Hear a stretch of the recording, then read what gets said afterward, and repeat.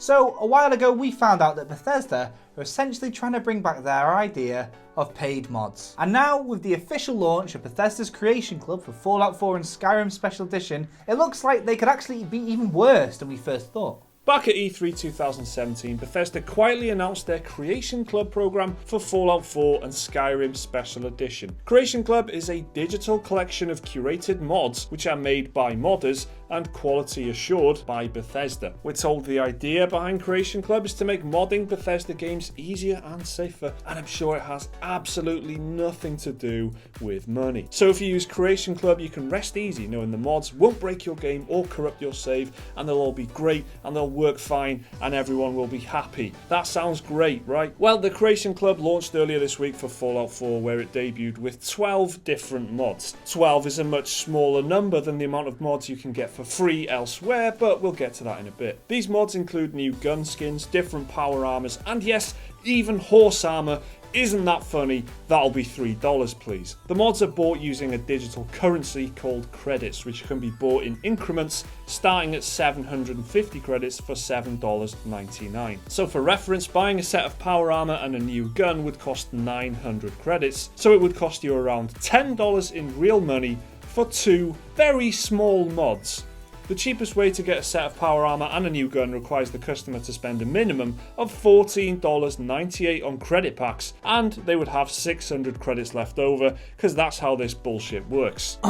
Where do you begin with this? This is a lot. There's a lot. We saw this coming, didn't we? When we were announcing this, we actually tried to be quite fair on this, because the modding community, some of the mod creators themselves seemed pretty warm in it. They were like, this is decent, you know, they've done their best here. But the reality that we've been given, even if it is just the beginnings, is just shite. Bollocks. What are you doing? Mods. First of all, 12 mods is all they could have scraped from E3, and they're all shit. Yeah. They're going to give you, by the way, if you're looking into this, they're going to give you 100 free credits for this, just for your time. You can't buy anything with that. All that does is give you a little bit of value in your imaginary wallet with your points, and you go, ooh, well, I've only got 100, so if I buy 700 more, I'll have 800. Isn't that good? I think the cheapest thing you can buy is Dwarven Mud Crab armor on Skyrim, which is 150. So even the 100 they're giving you is not enough to buy them. But the whole point of this is that it's easy and safe, but they've already got the systems in there. They've got the Steam Workshop. They've got mods in the console versions by now already. All of this stuff.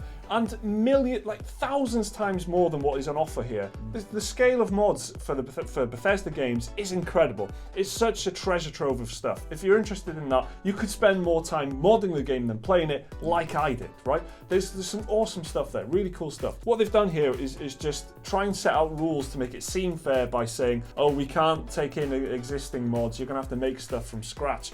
And as a result, they've ended up with a dozen pieces of shit that cost a lot of money. They're just monetizing a system that has been awesome fan service. They're just finally seeing that there's loads of content being created here. We could be making some money out of this. Yeah. Why don't we do it? That's what's happened, and it sucks. Exactly. So we said back in the intro there that they're trying to bring it back, because they, believe it or not, did try and do this on Steam a few years ago, and it bombed incredibly hard. Back then it was pure just, these are paid mods. What they're doing now is saying, these aren't paid mods, these are just mods that you pay for. Yeah. People accepted that it was total bullshit, and they got laughed out of everywhere. They were like a joke to everybody for a while, and then they just buried their heads, and now they're back with a vengeance. But now it seems to be like the okay thing to do. They've got the microtransaction model on top of it, and there's two layers of bollocks here, and it's quite clever actually, because it's hidden the core bollocks that everyone knows is bollocks with another bit of bollocks that it's just clouding it all up a little bit. Very smart move. All exception.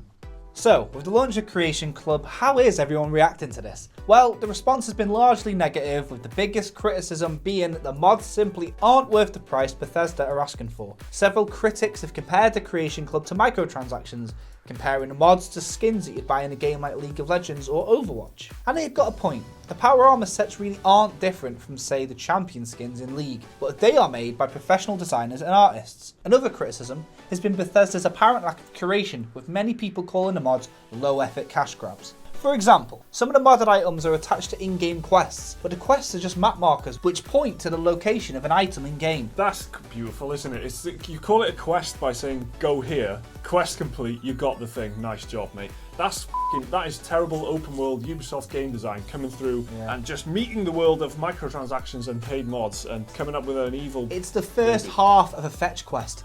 Like, if they couldn't be any less unimaginable, they've gone, get a fetch quest, cut it in half. It's just a go quest. Quest should be such an awesome word. It should be such an exciting word.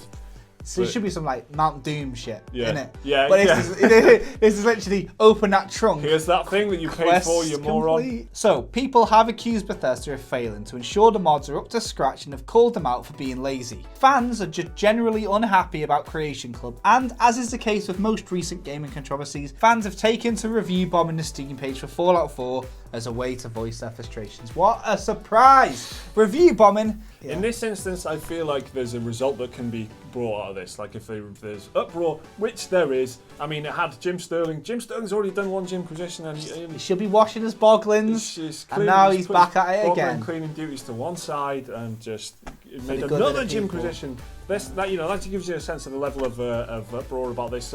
And review bombing is a key ingredient to that these days for whatever reason, good, whatever you think of it. And then if we met with this kind of backlash, maybe there could be some kind of scaling back, at least a reduction in the prices for Christ's sake, or something, short of completely getting rid of it altogether, which is ideally what you want to happen. One thing that's been kind of, I don't know, really eating at me is the fact that they've said, like, you can't use existing mods, which I'm sure is their excuse for 12 mods. 12, guys. 12 mods. But they have got this Hellfire Power Armor set, which was a free mod and still is on Nexus. Go and have a look.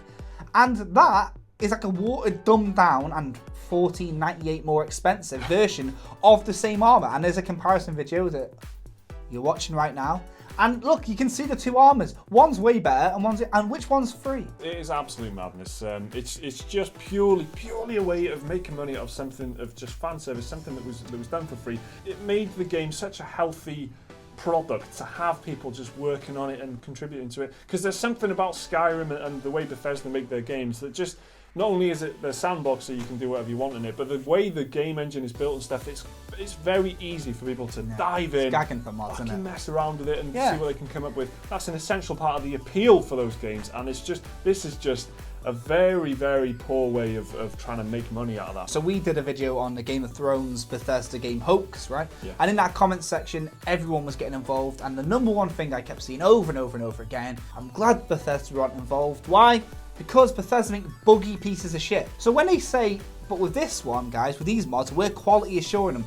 Quality assurance from Bethesda is the worst thing you can do. Because don't take it from us, take it from our comment sections, any comment sections. Everyone knows Bethesda makes glitchy, shitty games.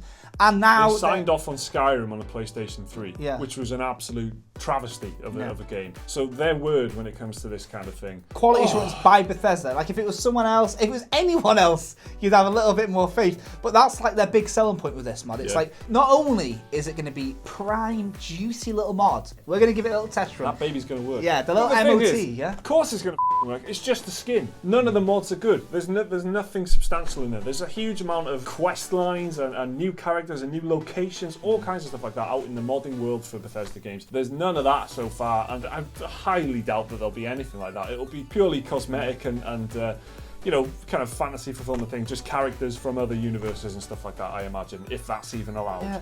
So if you download a mod and it doesn't work, there's some cases where it might break the game, and that is yeah. But if it's a mod that doesn't work, what do you do? Oh, delete it, I'll go and check the other thousands of free mods. Yeah. But on this, it's like, oh, well, at least I know this one works. Can't wait to buy the other 11 for $150.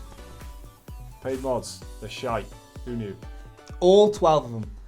Alright guys, so paid mods, are you at all tempted to buy one of these? Why? Let us know down in the comments. Remember to like the video if you did enjoy it. Subscribe if you want to see more stuff like this every single day. There's a video right there which you can watch right now, and a link to Patreon if you want to support the channel. See you next time.